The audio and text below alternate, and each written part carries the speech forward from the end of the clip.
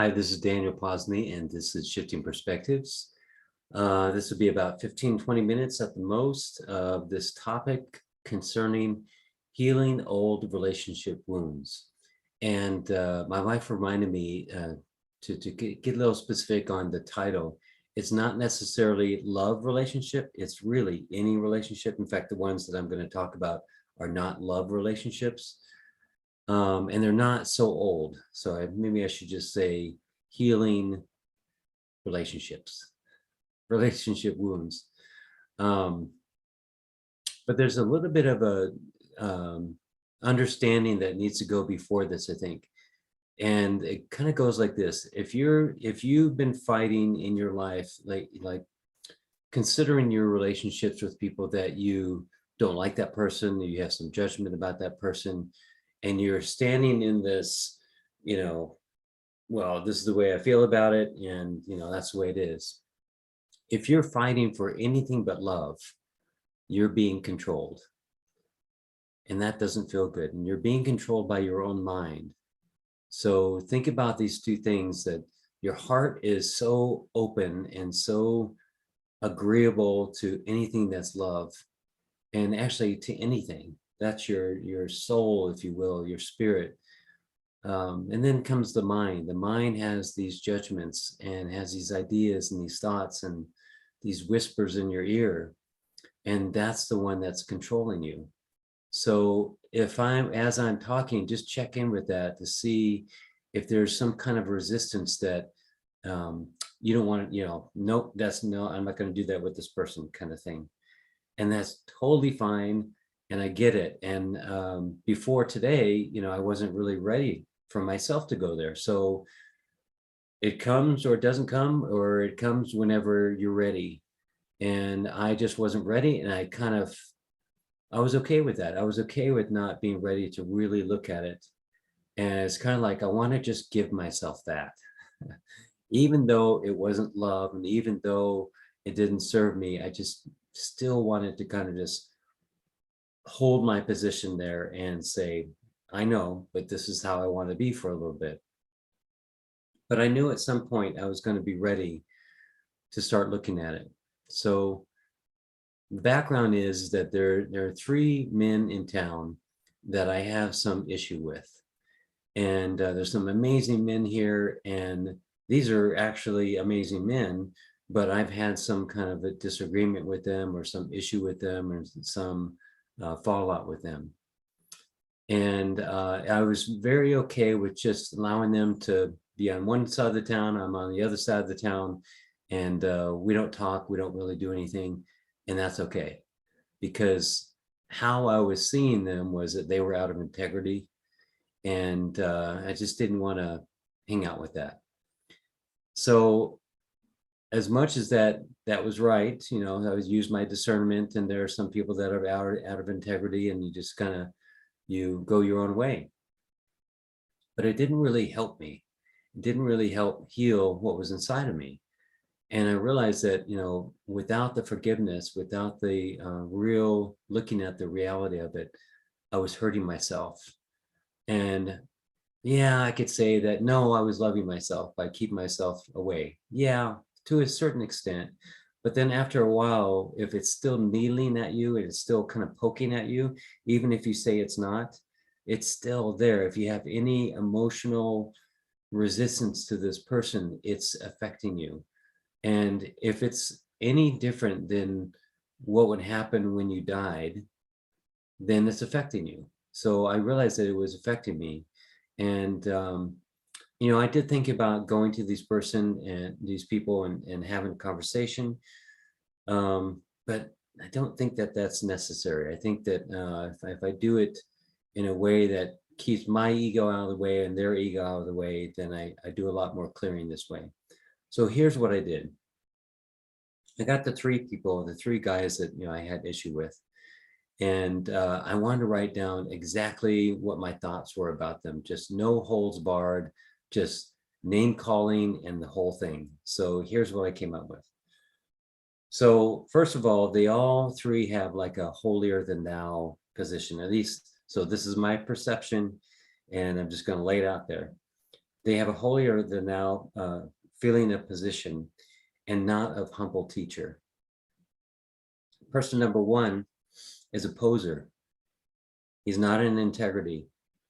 He's in a position of authority or teacher in healing without sufficient training or experience. And he's doing things that normally people with 10 or 15 years would do because it takes some experience to deal with the issues that may come up that can get dangerous. And he's put himself in that position. And he's kind of like a fake it till you make it. And he's learned that from his upbringing, and it's just how he's learned. Person number two is a poser. He's aloof. He's got this fake heart, this fake softness, and he uses his Zen style to push away unwanted emotions and judges his relationships for their drama. And anybody that has any tough emotions, he says they're kind of beneath them, and he can't deal with it, and they can't deal with these people that aren't as enlightened as he is. So he manipulates with the spiritual ego and his passive aggressive behavior, and he's self-absorbed. Person number three is out of integrity with sexual energy and women in ceremony. In some of the most sacred places that people need to trust, especially women, he puts his sexual energy out there, and I've heard he's abused that. He allows others their false ideas of him for his benefit. So he portrays this certain ethnicity and doesn't really correct people, or doesn't say what his real ethnicity is. And he uses that to have people believe that who he is. So I needed to look at these, and they're very judgmental. They're very, name calling and all that. But that's what, if I'm honest with myself, that was going on in my head. I didn't want to say it out loud, but really those are my true feelings about these three people. And then the tough part. The tough part is asking myself, am I any of that? And it may be that I'm not that person now, but it didn't matter. If I have been any little bit of that in the past, that's the thing that I really needed to focus on. If I, at some point, this is the part I need to take a deep breath. Have I been a poser in the past? Have I, fake it till I make it? Have I put myself into a position of authority that's kind of right on the edge of, I shouldn't really be doing this, but I'll learn as I go along? Man, I've done a lot of that. And didn't I in the past say, it's my heart that's qualified? Didn't I in the past say, it's because of my passion and my heart that I am qualified to do this? And I don't need the certification from some other authority to give me the permission to do what I'm in love with. Didn't I say that in the past? And then, I've been out of integrity, not with other people, but with myself. And I know what that feels like. So here I am, I'm pointing the fingers at other people about not being in integrity and not having sufficient training. I had a job where I was a manager of a software company, didn't have any college degree, and I just learned how to do the programming work as I went along. And I did great at it. I did the same thing in the Navy. I kind of applied myself and did great and came out doing great. And same thing with what I'm doing now, as I've learned as I've gone along, and people ask me if I'm a certified life coach or I'm a psychologist, and I'm not. But I've over 15, 20 years, you do gain some experience, sometimes even beyond those certifications. And I have said along the way that it's really my direct experience that I've had that's been the most effective. Aloof. I know that I can see old pictures of myself when I was first going through a spiritual awakening, and I had this look on me like I can hardly look at myself. The way that I looked in the camera, like I was like, I am so much more spiritual than you. I and it's like I have found my da da da, you know. You can see it on my face, and I just kind of cringe when I look at those pictures. But that's just where I was, and it was a phase, and it didn't last forever. But it was like I just was a little bit misguided on what this all meant, and so I can completely see myself in that.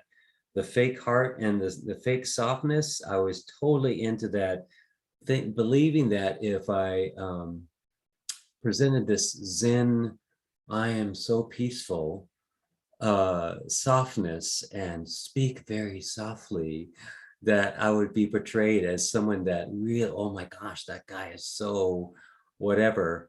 And it wasn't authentic. It wasn't really me, you know. There's still effective anger within me. There's effective passion within me.